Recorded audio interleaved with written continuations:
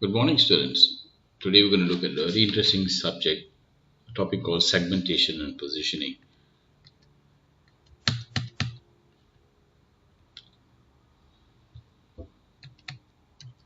Okay, today companies can't actually connect with all their customers in a large, broad, and diverse market. You cannot sell to all the people. Okay, so what the company needs to do is basically to identify which segment, it can, first of all, it needs to segment the market and then identify which segment it can serve effectively. And in order for them to choose which segment, marketing companies have to understand consumer behavior.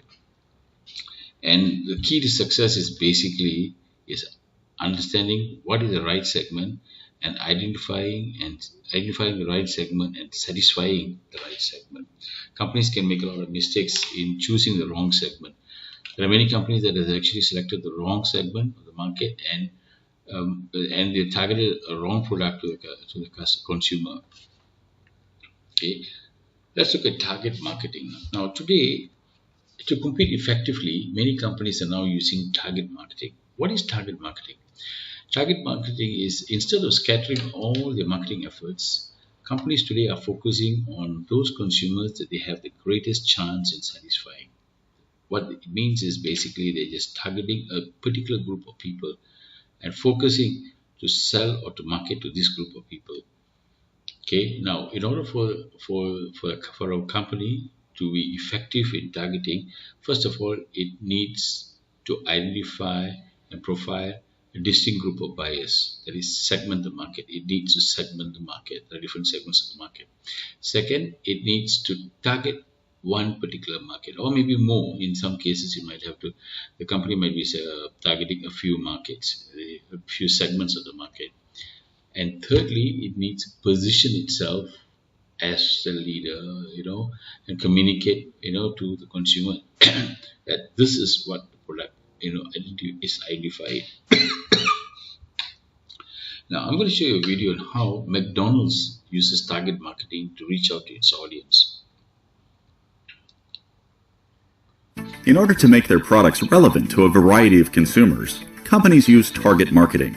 Marketers identify specific segments of the population and position their products to appeal specifically to that segment. At McDonald's, segmenting is central to their marketing strategy. But the burger giant takes a different approach to segmenting than most companies. Traditional consumer packaged goods companies, such as Frito-Lay, organize their marketing department by brand. And so you will have a brand manager on Doritos or a brand manager on Lay's, etc., etc. At McDonald's, instead of having a brand manager on Big Mac and a brand manager on French fries, what we have are segment managers. And so at McDonald's, you will find a director of young adults, a director of women, moms, a director of African American consumers, a director of Hispanic consumers, etc. So that structure all by itself puts McDonald's in a position to really maximize targeting marketing efforts. In order to target markets accurately, McDonald's uses segment insights. Insights are information about consumer behavior that are developed through market research. We're constantly, every day, all week long, collecting information and data about the different segments that each of our marketing people are responsible for understanding. And what we pull from these segments are insights, pieces of information that help us understand how to describe our products in a way that will be most compelling for the particular segment. Consumer insights focus on the values, needs, and lifestyle of each segment. Using these insights, each segment team creates a positioning profile for every product. Then their creative team uses these profiles to produce ads targeted to relevant segments, as well as to the general population. In the case of our Southwest chicken salad, We learned from our consumer intelligence that this salad presented such a cool variety of ingredients that the general market would find that compelling. So if you look at our ads that were targeted to the general market, you'll see the emphasis on the variety of fun things in the Southwest chicken salad. Hi, can I get a Southwest salad with crispy chicken? And I want that new thing with the grilled chicken and tortilla strips. You know, it has that real creamy dressing. Oh, and I think some lettuce. On the other hand, if you look at the African American consumer advertising, we learned from marketing intelligence that the African American consumer is less inclined to consider a salad as a substitute for almost any of the sandwiches we have at McDonald's. And so instead, we needed to develop our message in a way that said to this segment, this is a hearty, filling, interesting, and exciting salad. If you look at our Hispanic consumer segment, the Southwest chicken salad is full of ingredients that resonate with culture and heritage and are compelling ingredients to a Hispanic segment for a whole different reason. The Asian consumer's requirement includes variety of taste and tasting new and different things. And so what we presented in our advertising that was targeted to Chinese and Korean Americans was the whole notion of this variety of ingredients and a new, exciting taste. Target marketing has proven to be very successful for McDonald's. By understanding the various consumer segments and positioning their products to appeal to each segment, McDonald's has been able to increase overall sales. At McDonald's, there are a couple hundred people who work full-time just keeping the information current and keeping the information coming so that we can use insights to make certain our marketing is compelling and that our marketing efforts do in fact result in business building marketing. Yeah, you saw the video. It talked about how McDonald's, a fantastic company, how they segment the market and they use consumer insights to look at what do each segment of the market require, what do they like, and they position their products to that particular group of people. It's the same product, but the way they advertise, they position the product to that particular group of people, the segment of the community, as appealing to them. They have used segmentation marketing in a fantastic way. What is segmentation? Segmentation is a process of dividing a large homogeneous market into clearly identified segments, like what McDonald's have done, who have similar needs, wants, or demands. Okay, that's what segmentation is basically like. Okay, why do companies segment the market? Why do you need to segment the market? First of all, it's try to understand the consumer. It's like what McDonald's has done, because it's easy to understand the consumer if you can group them into distinct categories. Moreover, once you segment the market, it's easy for you to focus on one group and you're more focused rather than reaching out to every group of people. Now, in order to segment, there are 4 different bases that companies can use. These are the 4 bases. You can use geographic segmentation, demographic segmentation, psychographic, or behavioral segmentation. We'll look into each one of these one by one. First of all, let's look at geographic segmentation. What is geographic segmentation? Geographic segmentation is segmenting or dividing the market by nation, states, region, counties, cities, or neighborhoods. Okay, like for example, some companies, what they do is they use geographic segmentation. They have different type of products for the northern area, different type of products for the southern area, right? So what they do is, they segment the market according to the different kind of categories. Sometimes, like for example, you're looking at what do you call cold. Some companies, what they do, they make winter clothing. Some make summer clothing according to the geographic area. Okay. Recently, there's something called geo-clustering that's come into prominence. Basically, it combines geographic data with demographic data. So that's quite an interesting thing. You can look at it.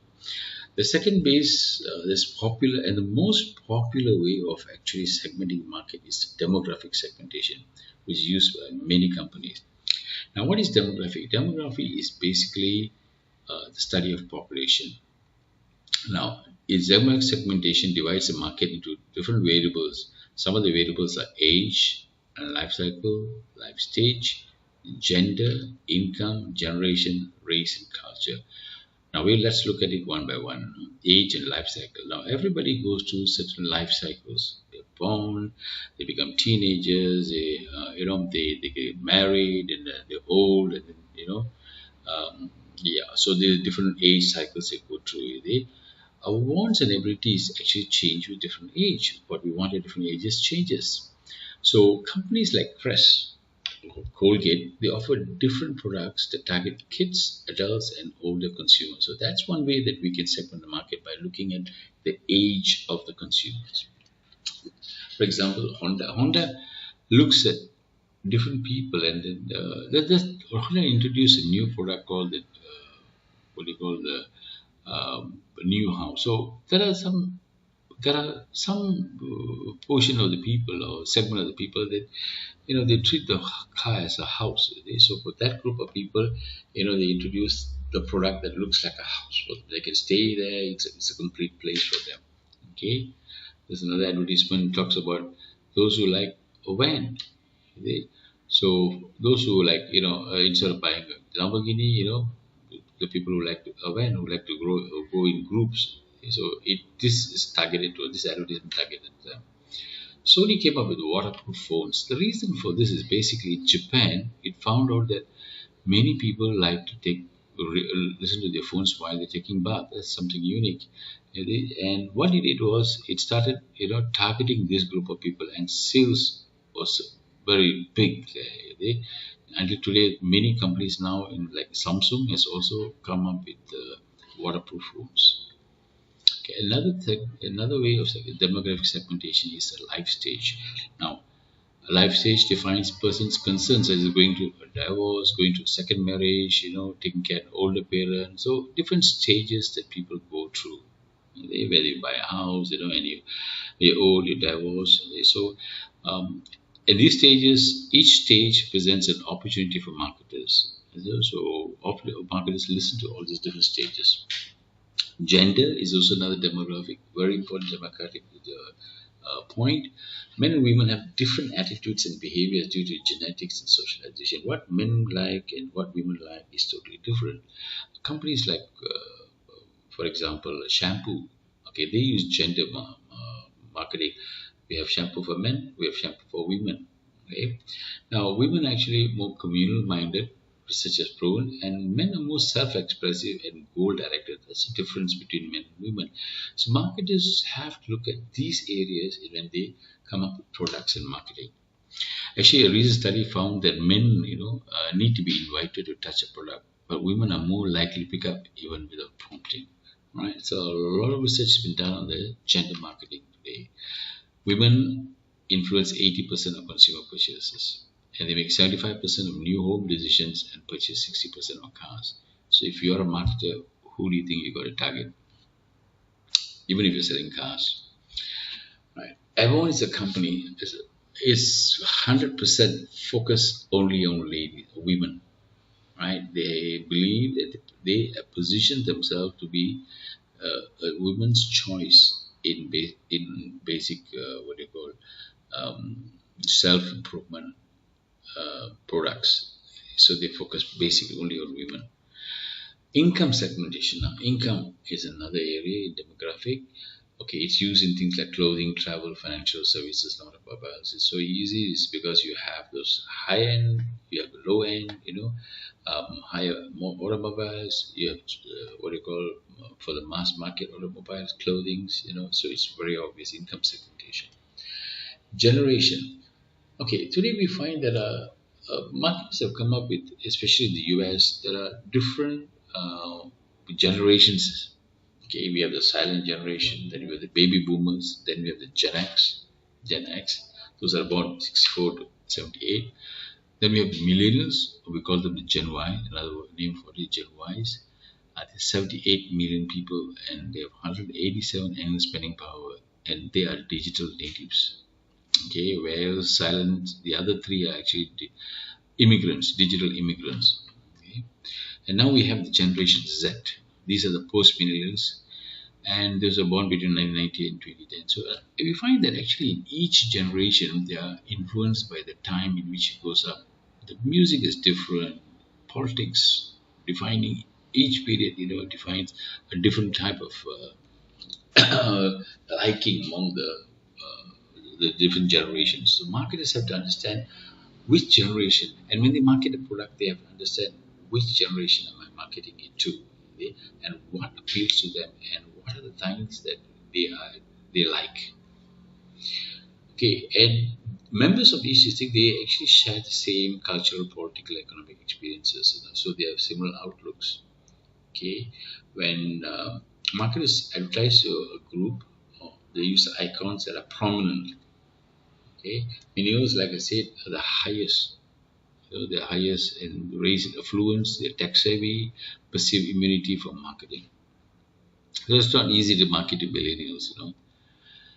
Okay, a company like Hurley, Hurley is a athletic clothing company, and they reinforce a strong identification with Gen Y. In all the marketing advertisements, collaterals, you find that they are targeting all the Gen Y. How they do that is consumer. They do sponsorship of surfing. Okay, this is how companies can target a particular group or cohort. Race and culture also is another demographic segmentation. In the US, you have three groups: Hispanics, the African Americans, the Asian Americans. The Hispanic are now the largest minority group in America. They've overtaken the African. So each, like just now we saw the advertisement, the video on McDonald's, how important it is for different groups, what kind of marketing we have to use for different groups of people. Multicultural market profile. Okay, you can read this on your own. The third is psychographic. Psychographic is basically talking about the science of using psychology and demographics to better understand consumers. In psychographic segmentation, buyers are divided on the basis of their personality, their lifestyle, and their values. Right? There is a tool that helps you to identify what personality you are, and it's called the Wells framework. What it does is it classifies adults into 8 primary groups: thinkers, achievers, experiencers, believers, strivers, and makers, innovators, and survivors. Right? Okay, you can take a test here. This is a Linkwer test. Okay, with this test you can actually find out a profile yourself to find out what category you are. Okay, innovators are those successful, so either take charge group of people. Thinkers, achievers, and experiencers. Let me know which category you fall under. Right?